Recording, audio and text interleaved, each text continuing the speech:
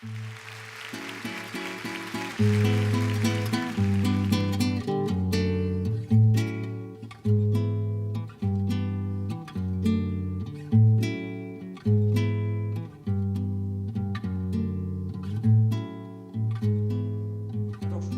me donne l'occasion de dire quelque chose, enfin une réflexion sur la question de la crise de la psychanalyse. Bon. Je n'en dirais qu'une chose par rapport à la clinique et aux cas difficiles.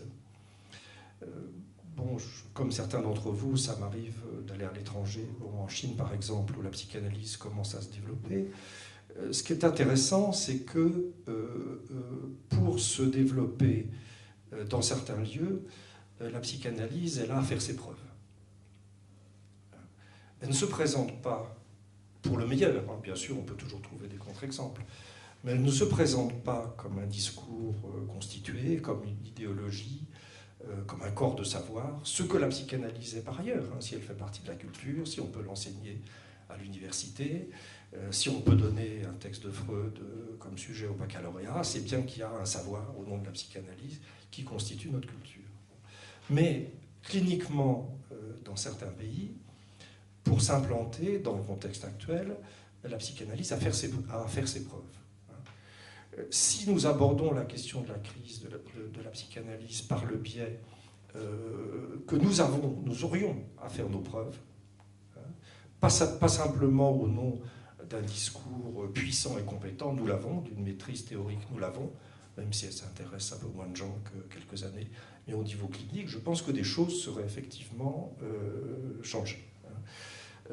Je rappellerai, ou je vous apprendrai, petite référence à Lacan, que dans les dernières années de sa vie, où, bon, comme toujours, il y a des choses qui se disent de façon plus dénudée, enfin, c'est l'âge qui impose ça, on avait demandé à Lacan, justement à propos de la société à laquelle il appartenait, qu'est-ce qu'était qu'un analyste qu'il reconnaissait. Mais il avait répondu simplement ça: les analystes que nous reconnaissons, c'est ceux qui ont fait leurs preuves. Bon, si on pense la question de la formation autour de ce terme, faire ses preuves, évidemment, il y a des questions qui s'ouvrent, hein, et des questions qui sont posées autrement. Bon, il faudra formuler cette question différemment dans quelques années, parce que si ça circule trop, évidemment, la langue s'épuise et puis ça ne veut plus rien dire. Mais il y a cette question-là. Donc faire ses preuves, responsabilité, et en ce qui concerne la formation et la transmission, donc participation et implication des analystes à leur propre formation. Et là aussi, nous reconnaissons tous, chacun y a eu sa part, Lacan aussi, aux considérables changements qui ont eu lieu en Europe, mais quand même singulièrement en France. C'est-à-dire que le changement majeur de la fin de la didactique prescrite, c'est-à-dire que l'analyse soit l'analyse personnelle. Ce sera peut-être une analyse didactique après coup. Enfin, il s'agit avant tout de faire une analyse, que l'analyste ne soit en aucune façon impliqué dans le processus de formation, ce que nous reconnaissons tous, hein, selon des modalités différentes. Ça, on peut dire que c'est un acquis positif des crises institutionnelles de la psychanalyse française des années 60-70, qui sont reconnues en tant que telles. C'est quelque chose d'irréversible. Hein. Et donc, forcément, ça met les institutions et les instituts à une place différente. Alors, il y a, dans ce que vous disiez tout à l'heure, plein de questions sur la place des superviseurs. Bon, je ne vais pas le discuter en détail. Ce sont des préoccupations, je pense, que nous partageons tous. Il restait quand même, quand vous parliez de la société britannique, d'ailleurs vous aviez vous-même souligné cette expression dans votre texte, un espèce de désir de transparence. Hein, bon, est-ce que je suis excessif en disant que c'est assez odieux finalement, hein,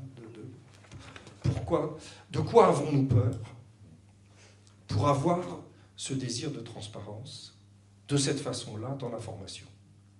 Parce qu'après tout, si nous refusons un candidat, c'est pas au nom de la transparence, c'est au nom de quelque chose qui nous apparaît pas possible, au nom de quelque chose que nous refusons.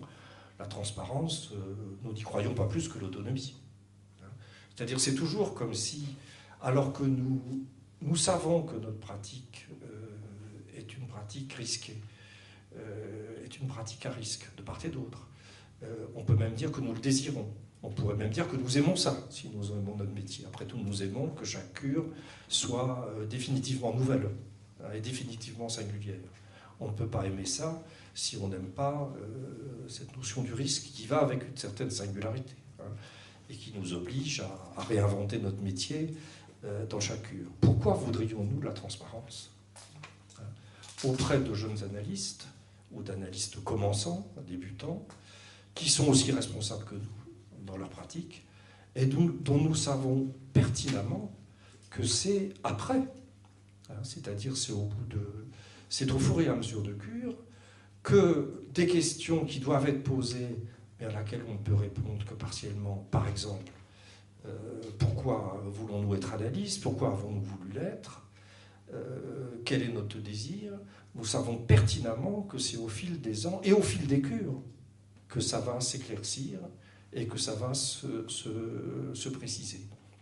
Nous pouvons poser des questions dans le temps de la formation, mais c'est peut-être pas une très bonne idée de vouloir y trouver des réponses trop prématurées, puisque ces questions vont se transformer et les réponses vont être en fonction des patients. C'est les patients qui vont nous apporter un certain nombre de réponses dont nous pourrons faire quelque chose ou pas du tout.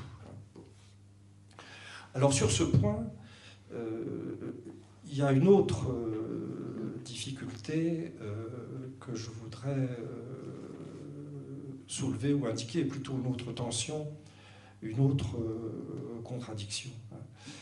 Il y a dans le texte de M. de Massy et dans son livre un appel, une référence à la créativité. Ce terme winnicottien, tout à fait essentiel. Et donc le souci, dans les processus de formation et dans le travail des institutions, de ménager la créativité des analystes, leur capacité créative. Avant de ménager leur capacité créative, il faut peut-être aussi leur transmettre l'idée de ce que c'est que la créativité, qui n'est pas chez Winnicott une notion simple. Et que cette créativité n'est pas comme ça donnée, elle n'est pas accessible à tout le monde. C'est autre chose que la liberté, c'est autre chose que l'invention, c'est un terme assez fort. Si on cite le terme de créativité chez Winnicott, pour ma part, je serais plutôt pour aller encore plus radicalement dans cette notion. C'est-à-dire que voir que ce qui s'oppose chez Winnicott au terme de créativité, c'est la soumission. Le terme de créativité, dans l'article de Winnicott, il y a deux notions analytiques qui l'accompagnent. C'est d'une part le faux self. Le faux self analytique, entre autres, c'est pas la peine de le dire, et surtout la soumission. La créativité est la mobilisation d'une dynamique psychique contre le risque de soumission. Et une soumission trop grande mutile la créativité. Donc cette question de la soumission, dans ses conséquences psychiques et puis aussi dans ses présences historiques dans l'histoire de chacun, nous pouvons conceptuellement, puisqu'elle a été conceptualisée par Winnicott, peut-être la mettre, sinon de façon centrale, mais de façon assez majeure dans notre réflexion sur la formation. Et nous voyons bien qu'elle contrecarre ce que peut porter les notions d'élèves, d'étudiants, etc., qui, quelquefois, mettent trop en avant le désir de se soumettre, ou le modèle privilégié qui serait plus je me soumets, plus je reçois. Donc, qui ont des incidences psychiques assez considérables qu'il est tout à fait important d'éclairer. Donc création, créativité, bien sûr, mais à ce moment-là, parlons de la soumission. Écartons la transparence, ou plutôt essayons de lui donner la place qu'elle peut avoir, et puis ménageons, comme je le disais tout à l'heure, la responsabilité. Alors, je terminerai peut-être sur ce point, quant au désir, effectivement, d'être analyste, bon, je note que cette notion s'introduit un peu dans un milieu qui n'était peut-être pas au départ préparé à l'entendre. Et que la question désir de l'analyse, ou désir pour l'analyse, ou désir de l'analyste, avec toutes les, pas forcément les ambiguïtés, mais tout le caractère trop imaginaire de cette notion devient effectivement présente, et que la question du contre-transfert ne recouvre pas la question du désir de l'analyse. Alors de ce point de vue-là, je pense que nous sommes dans une question assez difficile, parce que ce désir d'être analyste, hein, disons ça comme ça, il ne s'agit pas simplement de l'analyser, mais il s'agit de le maintenir. Parce que, après tout, on peut attendre d'une analyse que quand elle analyse une formation, eh bien, on ne sait pas quel va être le destin de cette analyse.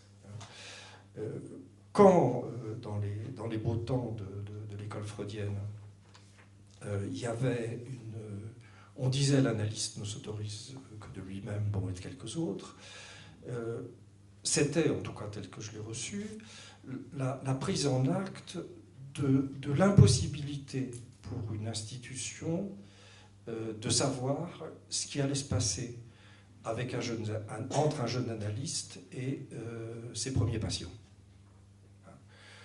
Quelquefois, il y a eu des collègues qui, dans le mouvement de leur analyse, prenaient des patients. Quelque chose de leur analyse se terminait après avec ces premiers patients, et là-dessus, le désir d'être analyste tombait, se résolvait.